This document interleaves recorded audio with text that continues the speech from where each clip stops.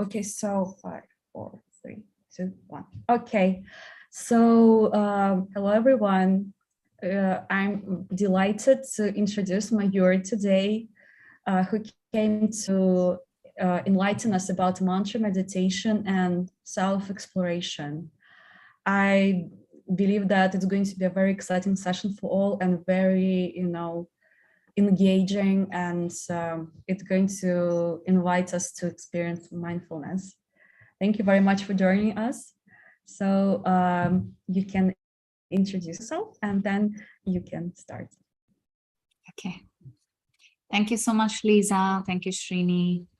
And thanks for inviting me for this amazing platform. So I will start the session with an invocation. Okay. And then the rest can follow with the flow how I will feel.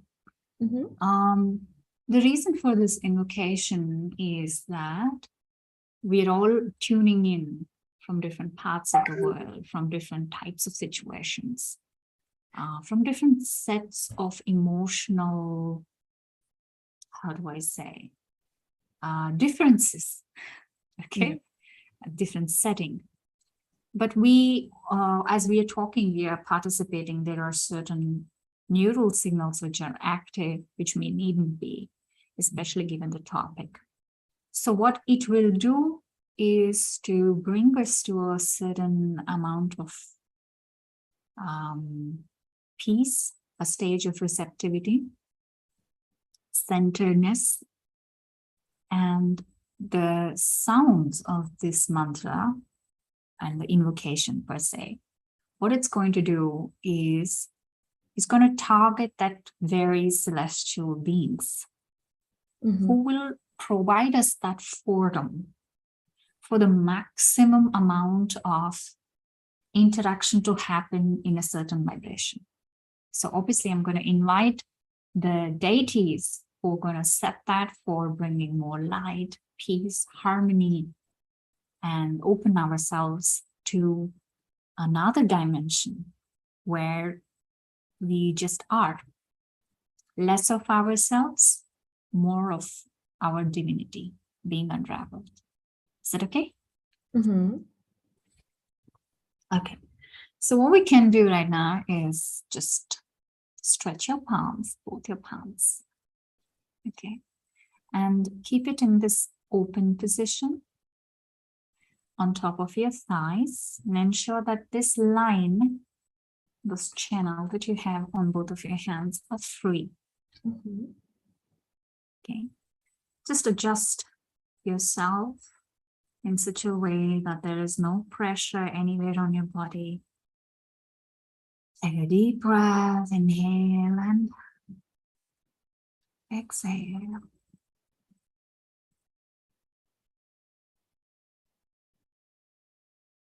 Relax your shoulders.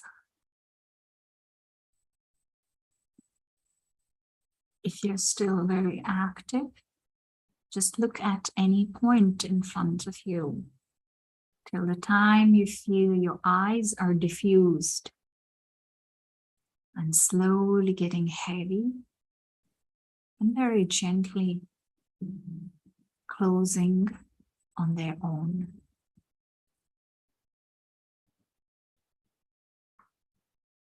Continue to inhale and exhale.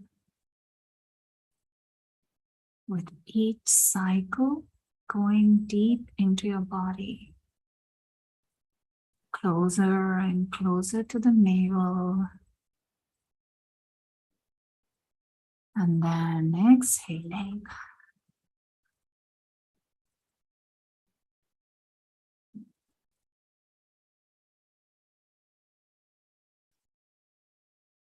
When exhaling, you can really open your jaw, open your mouth, and let it go out of your body.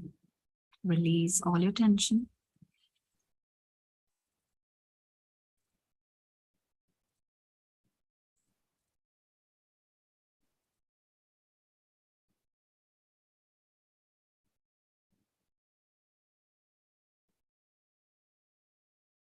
Inhale, exhale. And allow the breath to come to the center of your navel.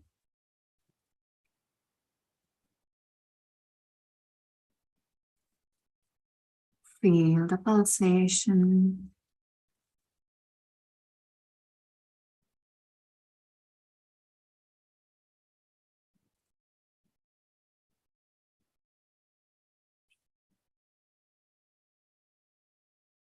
Now just be open and receive the healing.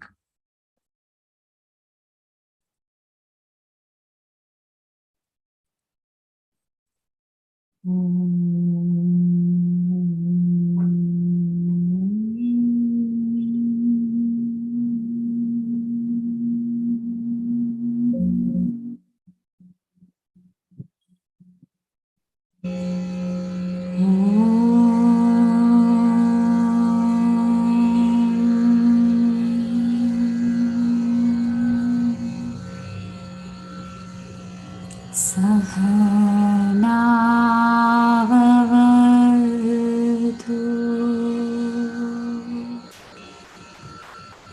Sahanaurbhunatu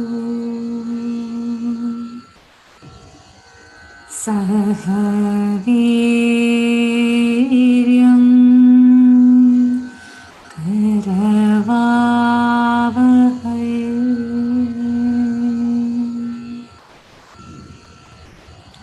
Tejasvinavadhitamastu Ma Vidvishavahai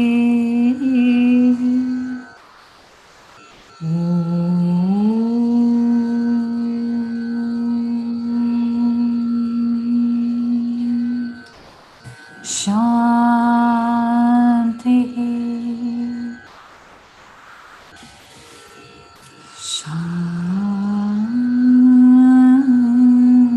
Shanti. Shanti.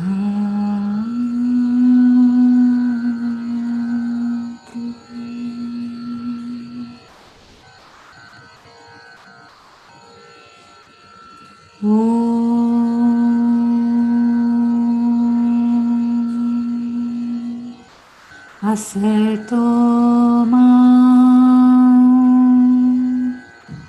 sadgamaya tamaso ma jyotirgamaya Mrityorma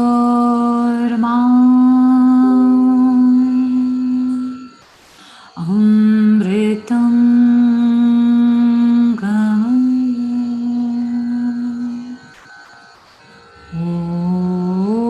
Om Shanti Shanti Shanti.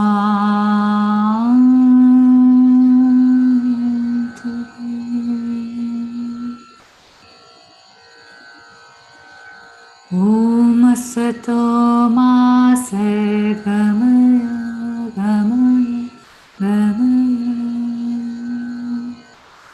Tamaso Ma Jyotirgamaya Gamaya Gamaya Mrityormamritam Gamaya Gamaya Gamaya Om Shanti Shanti Shanti.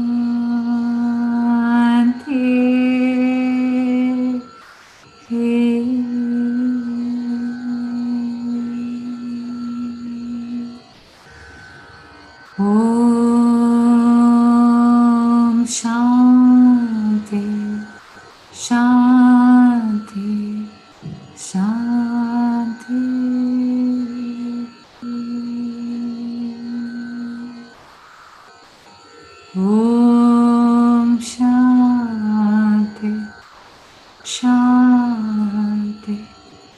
Shanti.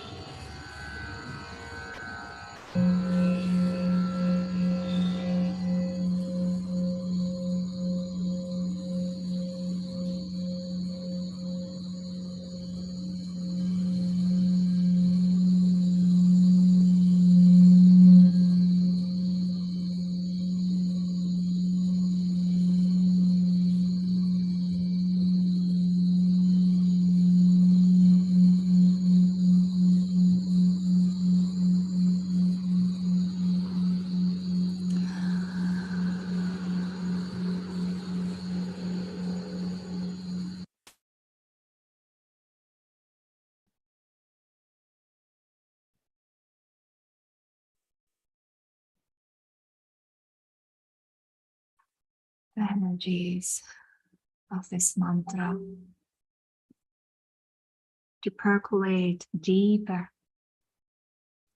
into each and every crevice of your heart,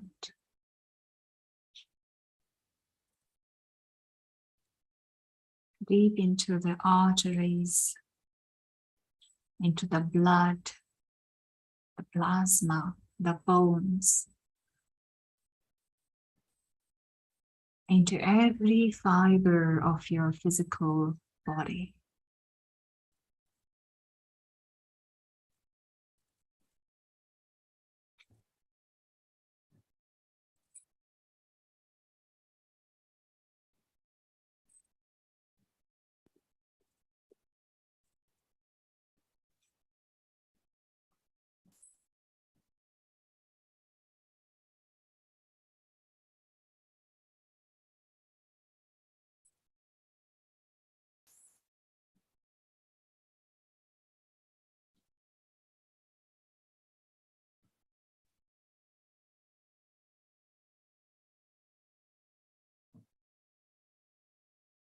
Feel the sensation of love, peace, acceptance, and ineffable wisdom, completion flowing in, flooding in from the top of your head.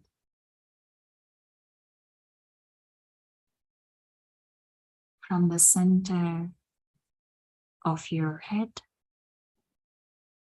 flowing in, flooding the entire head area, moving into the neck, sliding down to the shoulders, moving into the palms, through the wrists like a river joining the sea. Feel this pulsation becoming stronger at the tips of your fingers.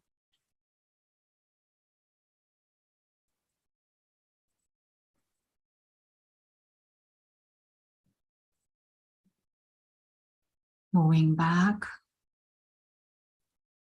rising the energy into your upper arms, through your armpits. Feel the plunge of this energy cascading into your heart. Exhale, exhale all the tension, all the conflicts that are not processed by your logic, by the dimensions of your mind.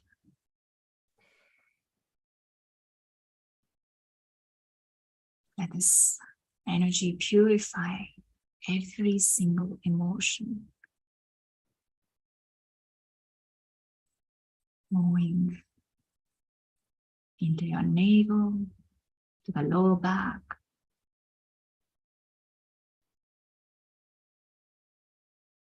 into your thighs, to the knees, down to your ankles,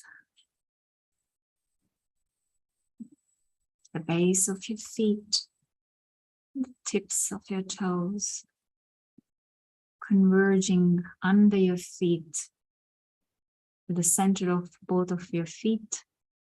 Feel this energy releasing all that is not served, all that is not relevant, all that has been spent, exhausted, leaked into the Mother Earth. Even if you're not in touch with the direct earth under you, just visualize your feet touching the surface of the earth and feel the sense of freedom, being connected to the sky from the top. And with the earth at the bottom, feel this energy flowing back from the earth, back into your head and into your being.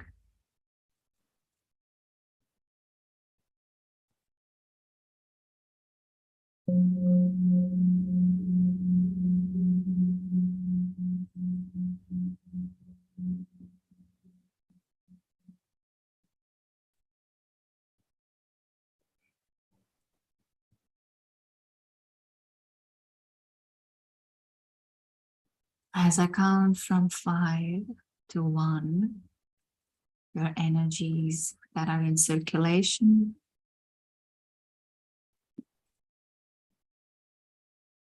are going to be grounded back into your physical body. 5.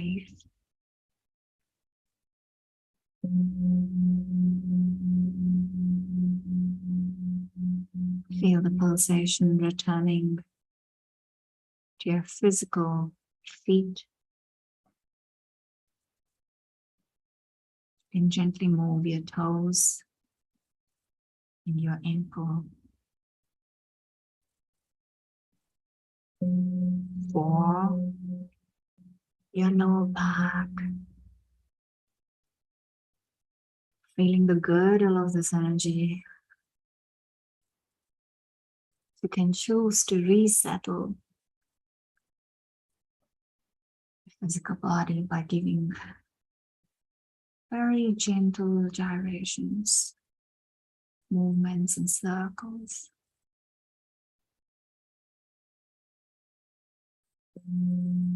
3. Feeling your lungs, your heart. Taking deep inhalation, feeling this inhalation in your body. Tugging in and tugging out.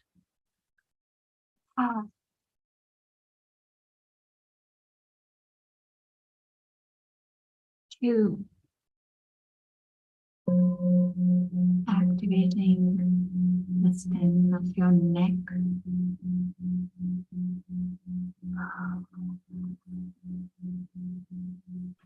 Gently moving them in clockwise and anti-clockwise position. And 1. Feeling this full energy, potency, returning your facial muscles, your eyes, your ears, your nose, your lips, your mouth, your jaw. Feeling this complete inhalation with your full body. Inhale. And exhale. As one entity. Inhale and exhale.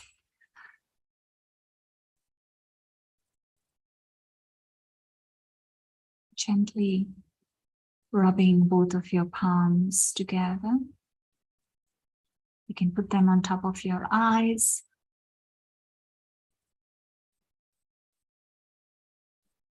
Circulating your fingers very gently on the forehead, on the temples, feeling your face, your neck, the back of your neck, sliding down to your heart, giving a gentle hug to yourself. You have returned completely.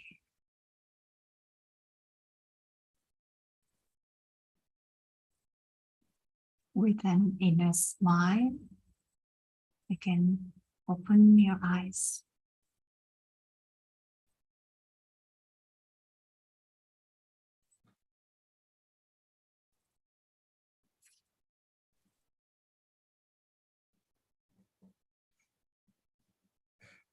Oh, that was beautiful. That was very refreshing.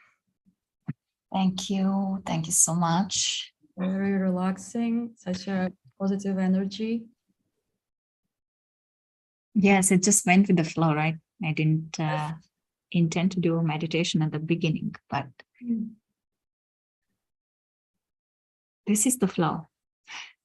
When the energy takes over and it guides you for the best outcome.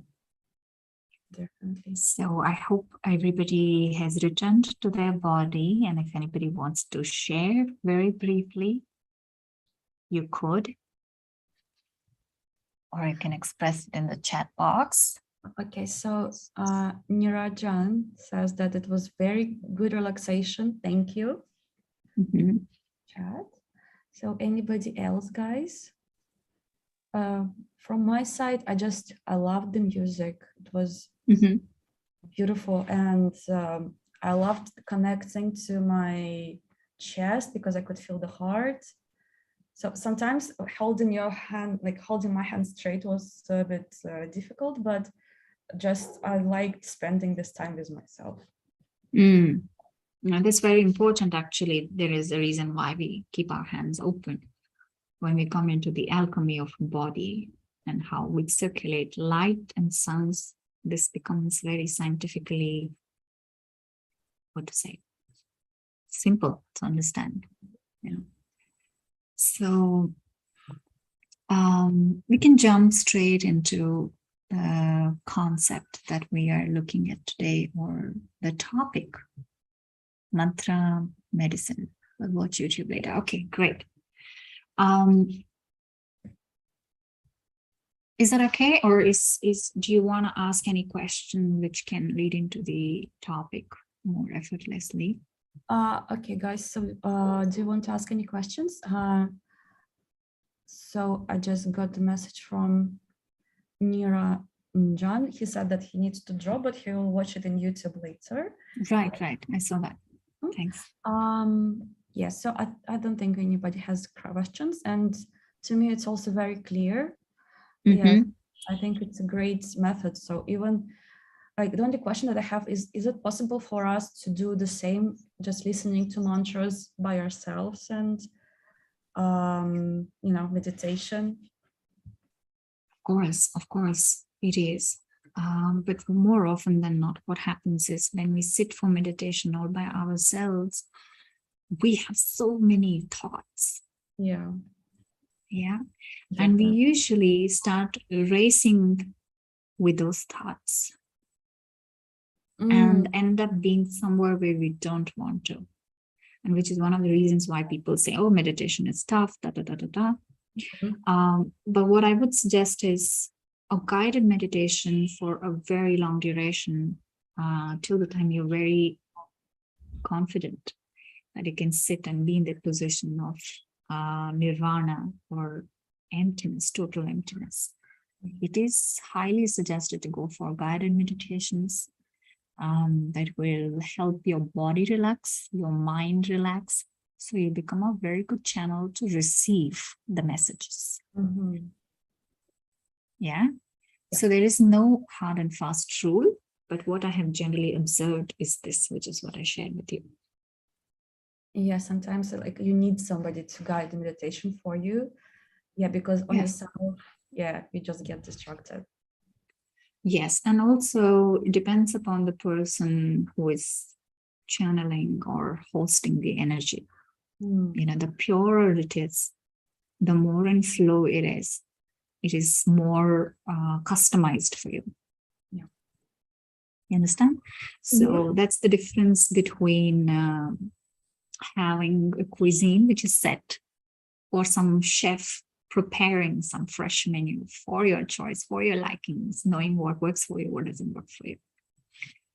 So that is the beauty of somebody who's in touch with a pulse. Yeah, guided meditation, that is definitely better. If there is a person who can guide you. Yeah. Yes, of course.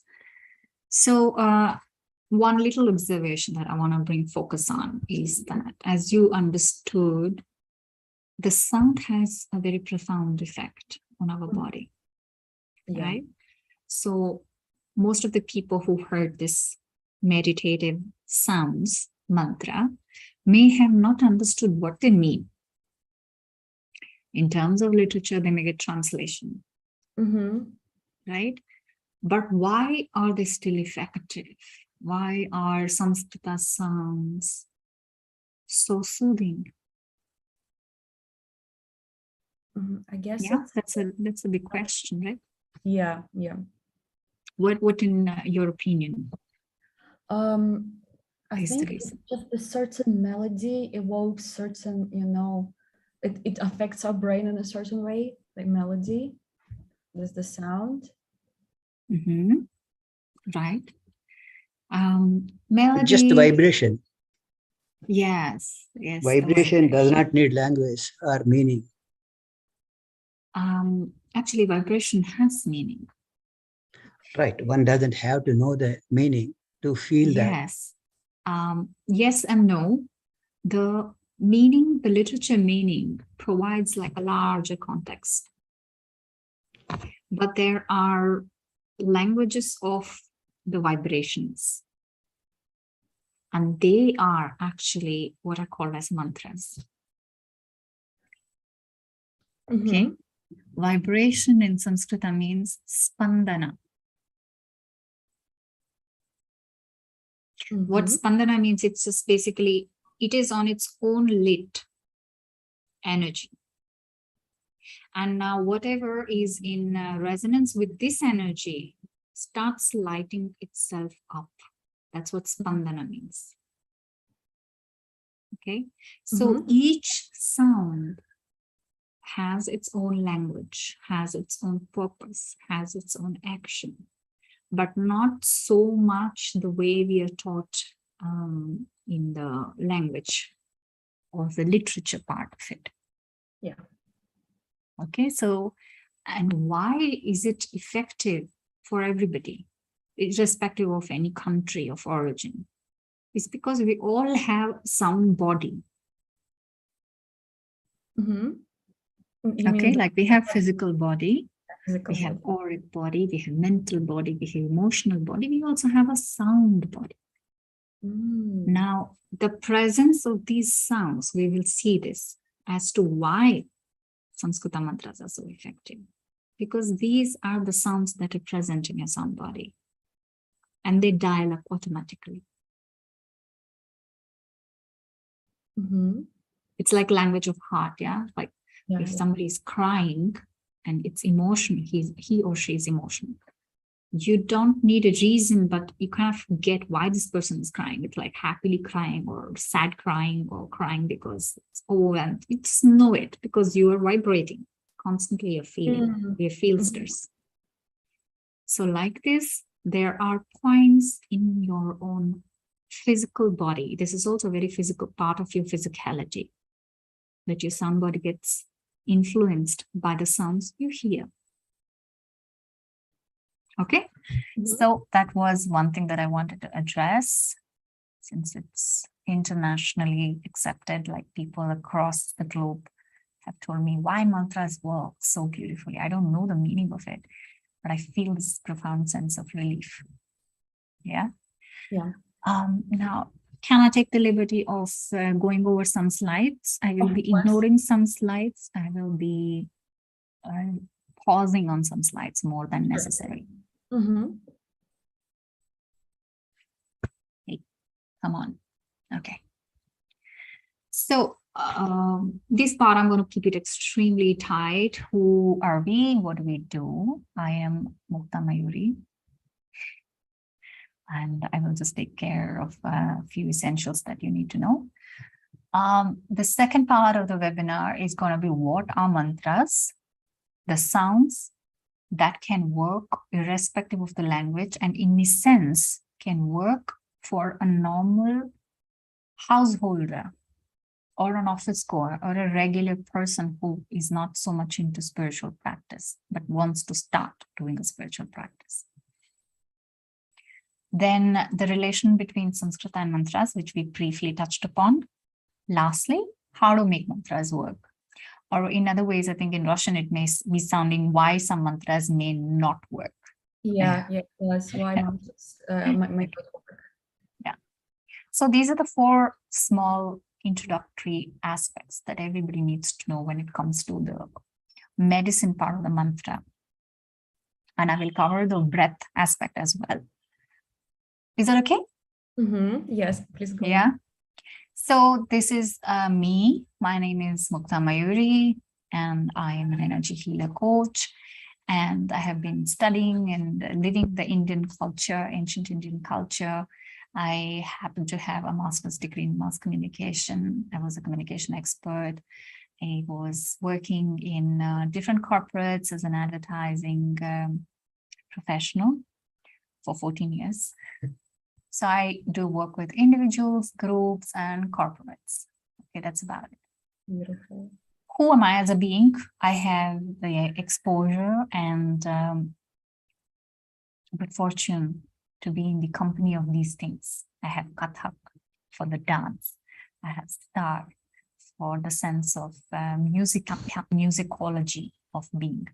There is a certain amount of amalgamation that happens in dance, gleaning from different forms of Indian authentic science of music that is linked with mantras as well. So this is what is called as mantra dance, which I also teach, and Indian classical vocals, which is the Nada part. So all of them, if you see, I have sort of woven it around mantras. Every aspect of what I do is sort of expressing mantra in its own way. These I will skip. This is my background. I started having visions very early in my life. I was pretty much brought up in a household where these were living beings. You know, Sri Ramakrishna Mission has been a very great influence for me.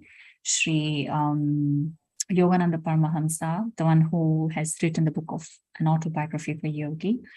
He's also my spiritual master teacher. So I received the initiation at a very early age, 10 years. So I've gone through many quests and trusts, many, many phases of being a practitioner, a person who was very egoistic, saying, I know it all, and I'm into debates and declamations and trying to prove my point, then having a completely different experience where I had to give it all up, all the practices. And I found another master. So I worked with various masters. Samskrita came very specially into my life where I started very early. I started when I was 7.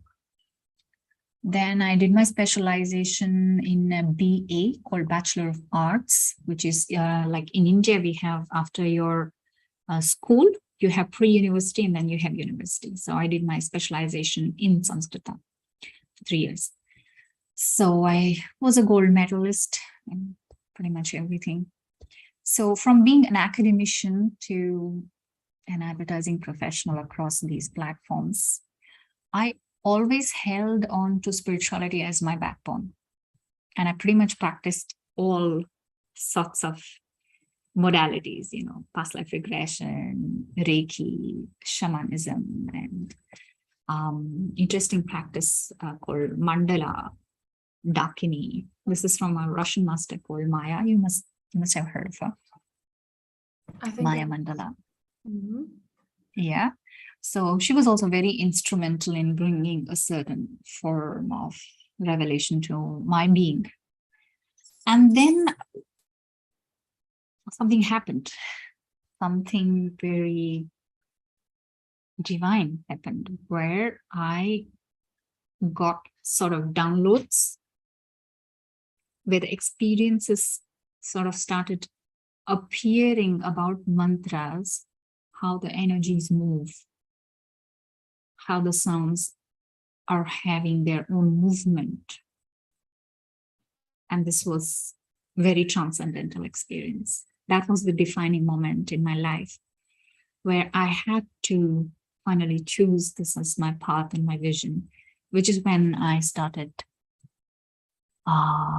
developing a modality called mantra dhwani. Mantra means mantra, dhwani means voice. So how do we use in today's world for somebody who is a commoner to start learning mantras as a healing modality? Because scholars and Vedic practitioners, it's a very deep science, as I'm telling you that it's really, really, it can be very overwhelming. So in a given amount of time while doing what you're doing, how do we adopt this mantra into everyday life? So this is what ancient sounds, inherent sounds of healing of Samskrita are utilized for our healing purpose. And that is the mission of Mantra Dhwani, what I'm dedicated to. Okay, so that's the introduction part. And now we will come to what are mantras. Do you have any question in the middle? You can ask me, stop me and ask me. This is very interactive. I want this to be as interactive as possible. So what do you? Yeah.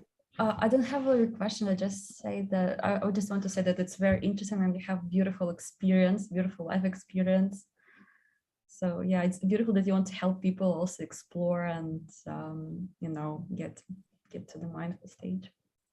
Yes, because it's really had a very profound impact in my own personal life, and it's open to everyone.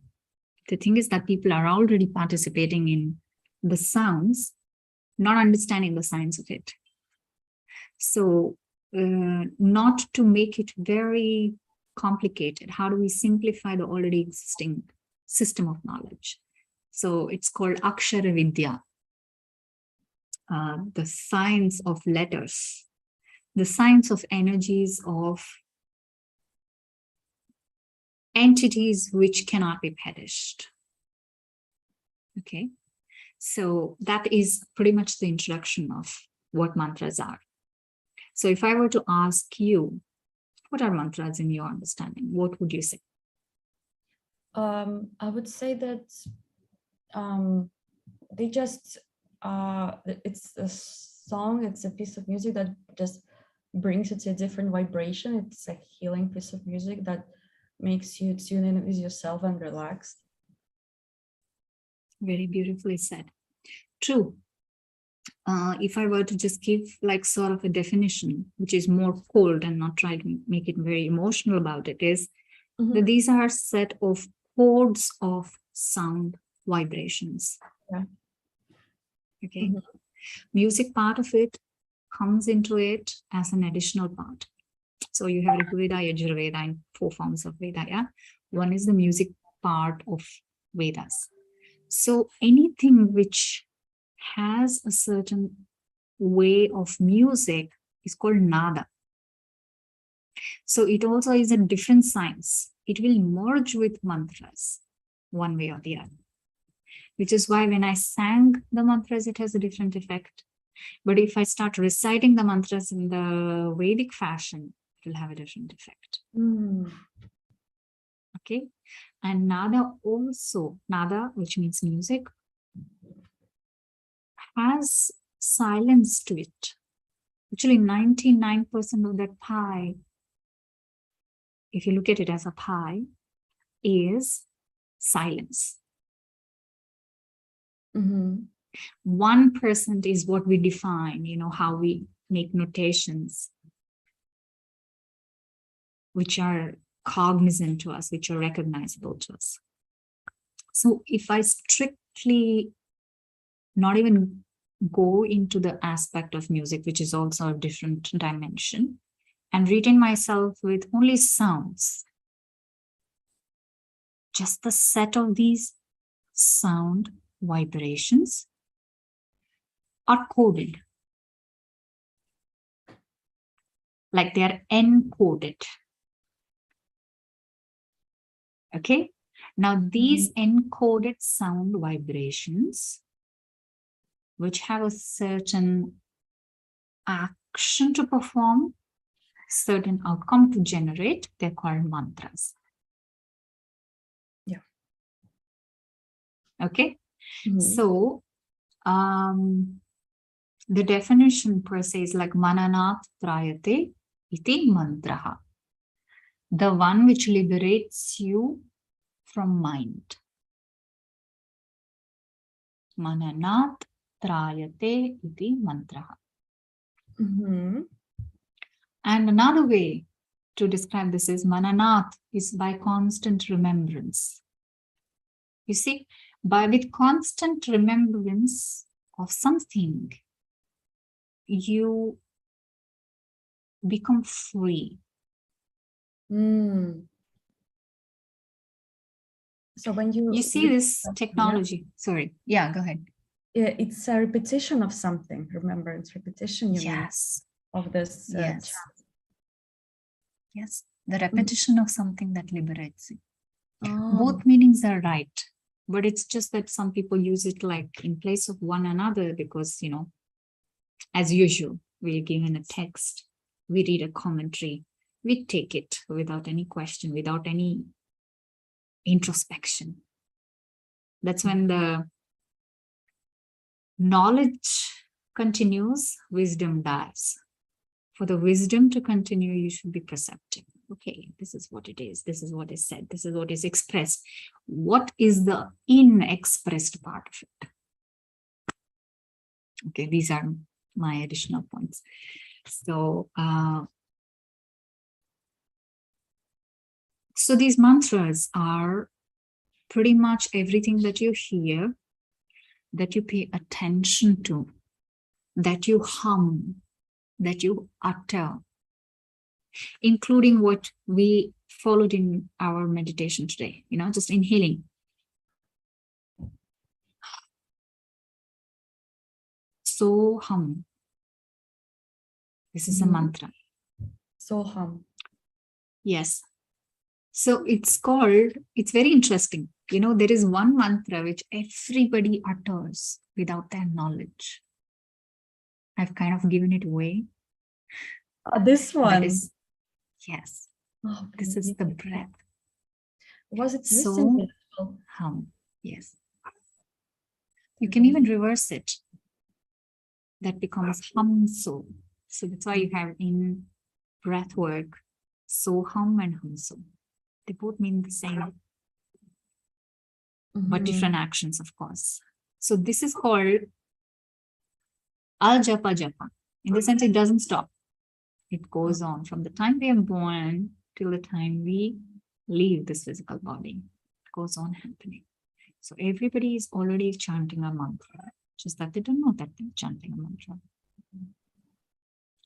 Okay, so that's the initial part which we need to know how mantras are already a part of our life. It's not an ingredient I need to go to the supermarket and buy it. I don't need to just always like borrow it from someone. It's very much the part of our birth, of our being. So we've already captured this. The second part, if you notice what is written here, the conscious bodies of the sounds, they have the capacity to heal us, receiving new energies. If I overshoot time, let me know, because, I have this, like I go with the flow. Sometimes I may go and park myself on one part. It's totally But fine. even All the audience is with us, so they're very interested in this. okay, great. So I'm just going to share some snippets, okay? And not teaching this. This is not a teaching webinar. This is just sharing webinar, creating that kind of resonance in each of you. I always wondered, any system of practice, okay, so-called science, right, is given so much of credence. Oh, if it is a scientific explanation, I will believe it. If it is not scientific, I will not believe it. This is pretty much the foundation for acceptance or for acceptance into our lives, correct? Mm-hmm. But you notice all the theorems, all the discoveries that happen, they happen for a certain duration of time. Somebody else discovers some other aspect of it and they revise the theory, and the older one becomes redundant. But people who lived in that generation, who were just about to migrate into another generation, they're caught in the middle. Like, okay, I lived my whole life thinking this is the truth, and it's not so true after all. The reason why I'm saying this is science is essential, it's good, it's favorable, it's important ingredient, but we also have to look at the microscopic level of why science matters to us and what are the limitations of the so-called science we so much believe. That allows us to step into the territory of unknown with more trust. Yeah. Isn't it? The fear for anybody who you see like somebody who gets very different, it's not scientific, it's not this is mythology, doesn't exist, and this is all bullshit, or this is all imagination, old, redundant, not proven. Proven by who? When we prove this to ourselves, like, can peace be proven? Can love be proven? They can prove it like by some delta, some circuits of energy, some wavelengths that they can ascribe value to. You're in the state of being, your alpha, beta, theta level of being, or the voltages. It's so limited. But can we ever measure these very aspects our life is all about? We cannot. Yeah, I agree with you. Because, science, it's like, before people thought that it was mythology, and then it wasn't possible, and then it was discovered by science. So we never know where science may end and what science may discover next. Yeah, and also if you notice the science that has come right now, like say quantum physics, you take many postulations and some of them coincide with what is said in Vedas, with what is said in Upanishads. And some of them are much more detailed, much more ahead of their times. Now, this is not to set off a competition or a divide that, okay, we are better than science. If you're in spirituality or if you're in this state of being, our openness, like, it cracks you open as a being, where you accept things, where you see the things as they are.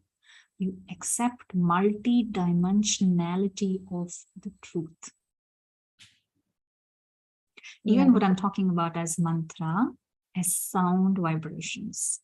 There is a very startling aspect to this, which I'm going to reveal. Sound, we segment it into some oral signals, right? Something which is auditory, heard. Correct? Yeah. Now we also see, we have visions, we have visual aspect of ourselves. There is an interest, very keen interest in Korean photography, in people who are, clairvoyant, and they see aura, and they feel this, they work with this energy of light. Yeah. They go into Granny Smith green, and dilating red and canary yellow and all of these. and which are profoundly true. So pranic healing, if you notice, they associate certain wavelengths of energies with certain colors. And with that, they heal all the ailments of the body, mind, and emotions. Now, visually, or say, principally, they look different, yeah? Pranic healing. Colors, which is light. Mantras are oral, hearing, auditory sounds and codes, and this should be another science. Okay, I'm a practitioner. What should I choose? This or that, this or that. You don't need to choose because they're the same. Mm. You see? Yeah. Every light particle, yeah, it's both particle and wave, right? Mm-hmm. That's the recent quantum physics understanding of it. It can be particle, it can be wave, it can behave both ways, depending upon the observer also. And it doesn't have only one way that it behaves. Every wavelength of light has a sound. Mm. And every sound has a light aspect to it. So in other way, if I start seeing sounds, I call it color. If I start hearing colors, I call it sound. Mm. Wow. You understand? Yeah, very interesting. Yeah, you know that there are some people who have this anomaly and they can actually, you know, hear colors and see sounds. So this could be something also that proves it. Yeah, and also there are certain exact wavelengths. It's not like, oh, it's between like gray and black and blue, and you need to be a painter to make out the color. That can be an in-between stage. But every certain sound has a certain color vibration to it. That is why the thunder and lightning are the same. When you see the light, but when you hear the light is when it becomes a thunder. They're two faces of the same coin. Yeah. Okay. Mm-hmm. So all the corpuscles of our being. So if you go into the cellular biology or the interesting clinical part, see the limit. I like biology. I like the science part of it because it just sort of gives you some stimulus to play with it, know the proportion which you can measure, see, feel. Yeah. What I love about sound is that it's very physical. When I say I'm able to heal with the colors, okay, this color is coming, but that color doesn't exist on this planet now, but that sound exists because it's more dense. Yeah. You understand? Yeah. It's so yeah, and these have been documented. I'm not saying it out of thin air, but at the same time, it's a distillation process. What I mean by distillation process, it's not like I was given like school book which said, okay, do you read mantric syllables and this happened, this action? No. Mm. It's an amalgamation of knowledge and experience. So you have to experience. There are certain things which you know, which you should know, which will enable you to identify your experience. Mm-hmm. Understand? Yeah, Somebody who's always been traveling astrally will never know that there is something called as an astral travel. Yeah, so we never know, even like we never can be like we cannot really put it in words, right? So it's very like we can only experience it, right? So we cannot put it in words and teach it because it's somebody's our own personal experience. Yes. And also, the proportion of knowledge and experience should always be like a mirror to each other. This was my opening verse, that I'm always learning. Why? I'm always open to say, oh, this is also like this. Because truth is multidimensional. There is a particular path, if I can say I follow one path, and this is this path. It's called Neti Marga. Neti means na iti. Means this is it, means iti. Na iti means this is not it. Yeah. Okay. Just when I say, oh, I found it. Oh, this is not it. This is okay. This is not it. This is not it. This is not it. This is not it. And let me tell you, I think 99.999% of our success outside, of our inventions outside, of our discoveries outside are all very topical. They are at the stage, like a very nascent stage, which a sage or a seer or a spiritual, true, genuine spiritual teacher bypasses it just like that. Just like that. I'm sorry. The temptations which people think, oh my God, it's very hard to contest this, or we know this. If somebody succumbs to it, they're still in that 0.0009%.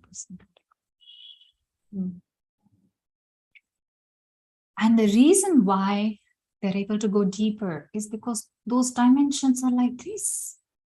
They're interlocked, they open you up as a being.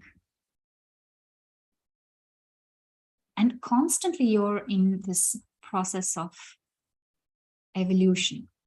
Imagine we're born with this physical body. Yeah?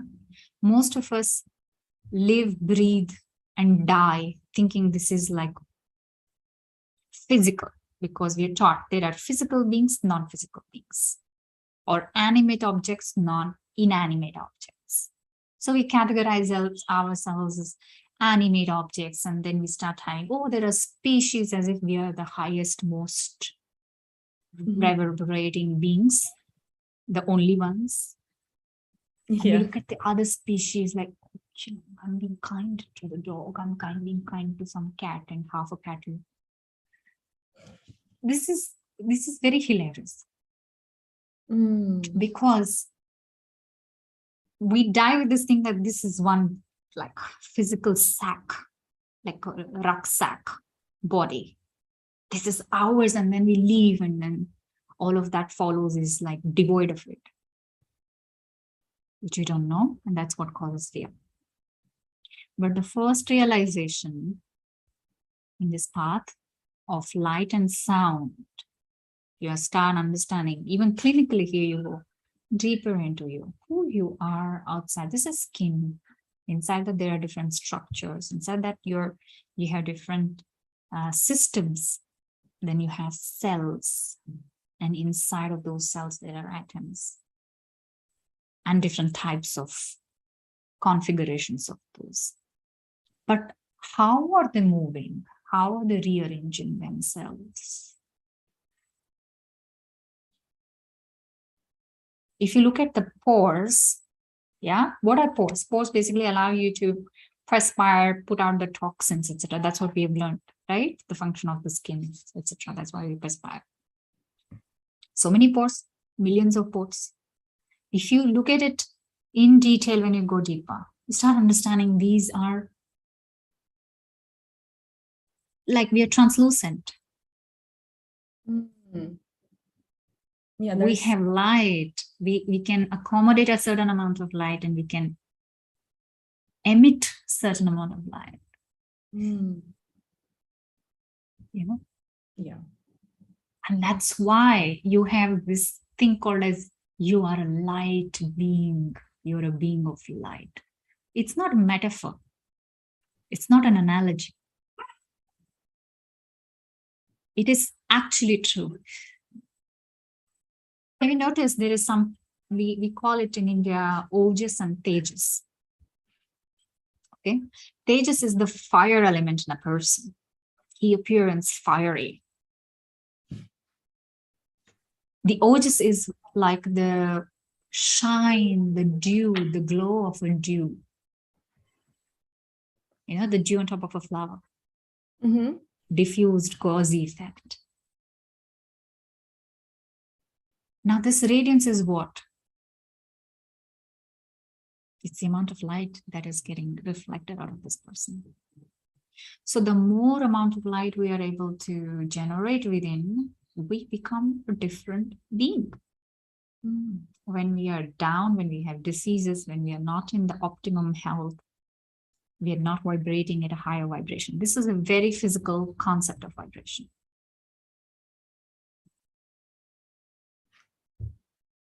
Yeah. So many pores and so many rays of sun. Imagine you're illuminating millions of suns. Which is why when we have an entity called Ganesha, or any other deity, we say Koti Surya Samaprabha. Koti means crore. Crores of it. 100 lakhs, I guess. I'm not a good at mathematical equivalence of it. We have something called as a crore. C-R-O-R-E. Koti Surya Samaprabha. Surya is sun. Sama means equal. Prabha means effulgence. Mm-hmm. Yeah, so they are also like Okay. they are the being of sun, and we are kind of, they are their continuation, right? No, not the continuation. This is an entity. Yeah. Okay, imagine this entity is outside of you and you're praying to this entity. Mm. And this entity is described by the viewer, Koti Surya Samaprabha. He is able to see it. The sage is able to see it. Oh. Yeah. And likewise, when a person starts becoming less of himself and more of that contemplated object. This is the concept of meditation, of mantra. Is it What also, does quantum science tell you? is it also related to aura? Like when we have an aura and it's a different color? See, aura, it's a very Western concept, not trying to denounce it, not trying to look down upon it. It's the word that caught on. Okay. Yeah. Aura is just a lining of light around you. Actually, it's very simple. Anybody can see aura. Just with a little bit of training of the eye and practice, anybody can see. And there are different sciences like pranic healing modality. They define inner aura and outer aura. They see health rays around the person. And then clairvoyance, see different colors moving. See, but this is not it again. Sorry, those are the guys. They're crying. They are just a part of you. Every thought has a vibration. So imagine you have a certain thought, which is, say, the fearful thought and some angry thought. Do you become that? I guess, yes. No. No. No. No, so if you, okay, so if you have an angry thought, you just let it go and it just, I think it Yes, it's just a thought. Yeah. But if you hold on to that thought, oh, this is my thought, it dwells. Then you're interacting with that thought. Then you're engaging with that thought. And if you implement with that thought, you become an action. Right. Okay. Yeah. So whatever floats in your surroundings is your aura. Okay. Yeah. So it's not you, it's just what your thoughts, what you produce, basically. yeah, there are some things coming from outside, there are something generated from inside. Now we are seeing it as a third party, right? We are seeing ourselves as a third party perspective. We're looking at, say, an individual. Yeah, he or she has a physical part, physical being. So she's thinking some good thoughts, she's thinking some bad thoughts. And a person who's able to see the aura of that person, say, oh, you're this kind of person, that kind of person. I know it's commercially made out to be like this, and there are theories and there are courses. They are serving their own purpose. But if somebody who's really interested in knowing the truth, go to the fundamental aspect of it. Every thought is a vibration. What is a good thought? What is a bad thought? What is a thought? Okay. And there are also collective thoughts. You see, patriotism, war, conflict, peace, love, all of these are different sets of thoughts subscribed to. This is interesting. Let me put it this way. We have YouTube. Yeah. And we have Google, like this, big entities. Because more people are subscribing. Right? Yeah. Say some new startup comes. A little weak because not so many subscribers. Say an Instagram channel with, say, 3K following. That's a strong force. Collective consciousness. So this is literally World Wide Web. Thoughts are, imagine like World Wide Web. Yeah, and no thoughts can be categorized as mine because it's like a highway. Great minds think alike. Yeah. Yeah, I heard about this. Why did that come? It's not like they think alike. It's because it's there. You download that thought, becomes partly yours. Which is why when the sages, I go back to these sages again and again, because I think they are the most underrated scientists. If you have to give credence, these people are like such immense qualities of everything. Research, in-depth knowledge, formulations that work not only now, we can't even understand half of it, actually. And they were capable of many things beyond this dimension. And we are still stuck in this dimension, and we are fighting in this dimension. This piece of land is yours, this piece of land is mine. You see the myopic point of view with which we are dealing with. Only when we overcome these things can we move into the real reason, the purpose of our lives. The spirituality is not about having just a great body, sounding positive. No, don't sound positive, sound authentic. Because authenticity leads you to who you are. If we don't know who we are, and if I'm a multimillionaire, what is going to serve me? Tell me. I may celebrate it for that short duration of time. I'm not against being multimillionaire. But I'm saying only being limited to being a multimillionaire. Only being proud of my achievements for my looks. Only being proud of my academics. Only being proud of who I am in society. What do I have to gain? Yeah. When I exit this life, I made an exit without actually knowing what's the purpose of my life.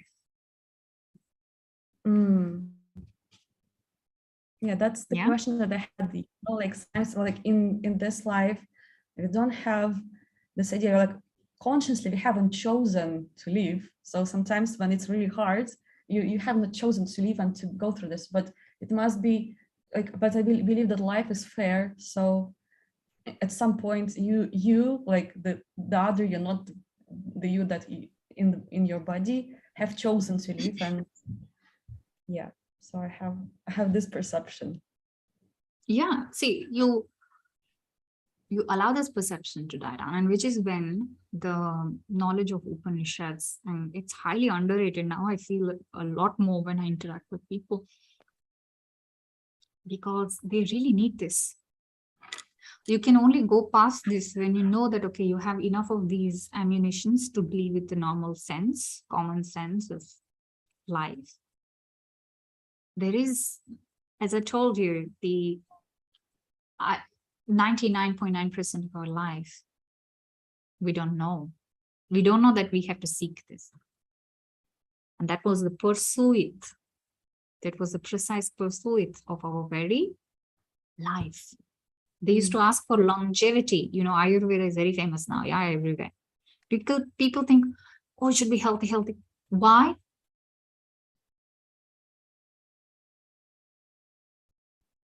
We don't know. No. We don't know why we need to be healthy. Because we need to be healthy for the duration of time. We live on this earth without any diseases. Yes, you know, there was a reason why they actually prescribed and ascribed a value to this Ayush. Ayush means longevity. For a realization to happen to a particular soul, okay, a being, there are so many number of years that you need to be in practice. And those number of years, you should be completely full of health to be able to follow that.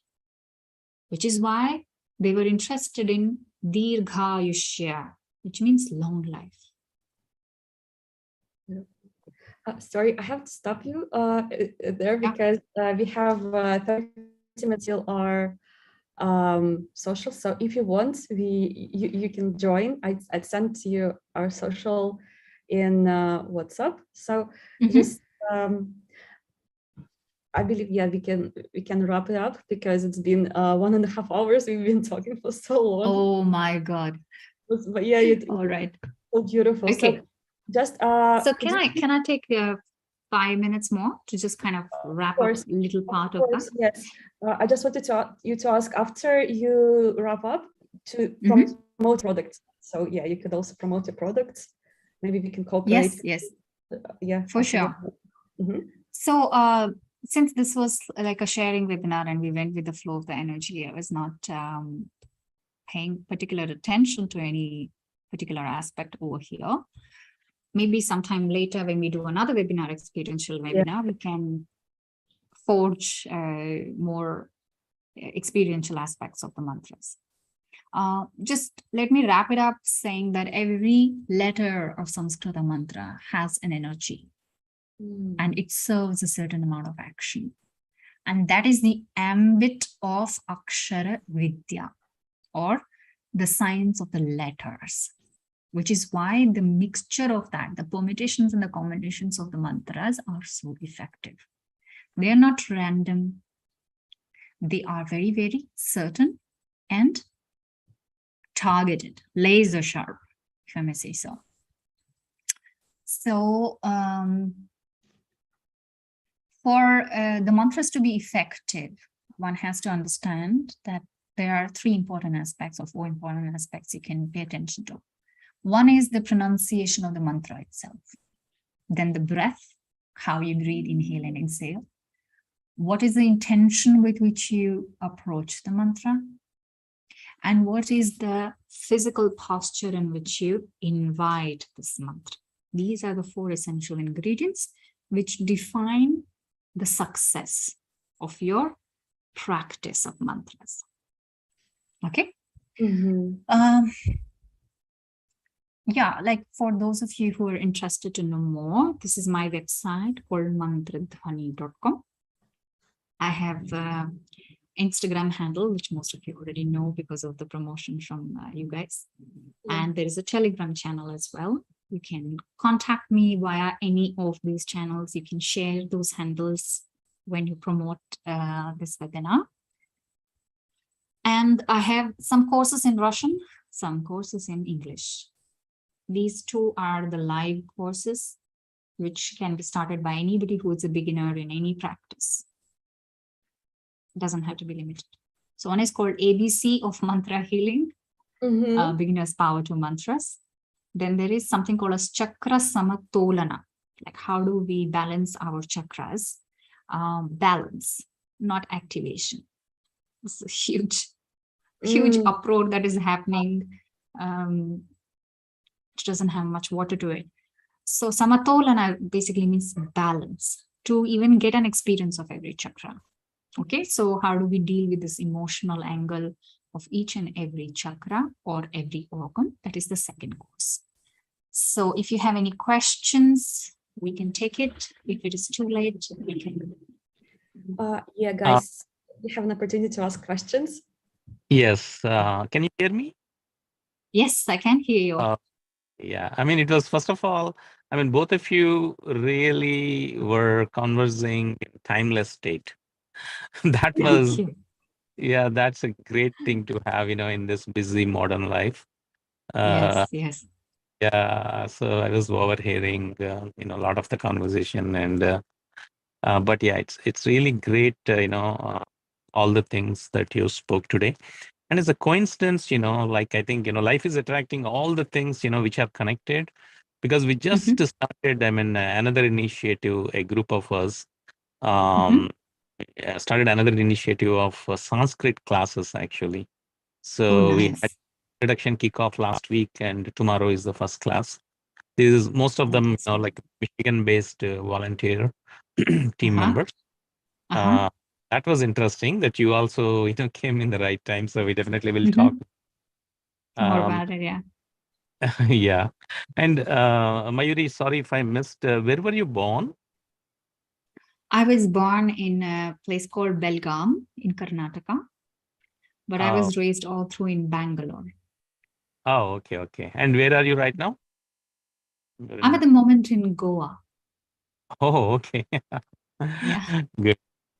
Yeah, I think we definitely, will be in touch to see how, we can help each other with the synergies.